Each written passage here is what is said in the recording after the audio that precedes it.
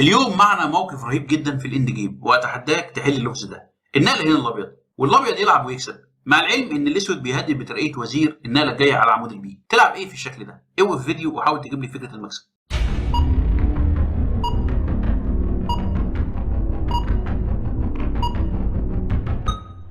جود بلاي. لو لعبت نايت بي 6 احييك على النقله دي. طبعا انا بقول له كش ملك اجباري الملك يجي على عمود البي.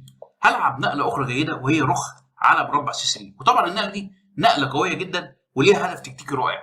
طبعا هنا هيرقي وزير اجباري. لو رقى وزير هتلعب نقله قويه وهي نايت على عمود الدي. اقول له كش ملك، والملك هنا ما عندوش الا 3 مربعات.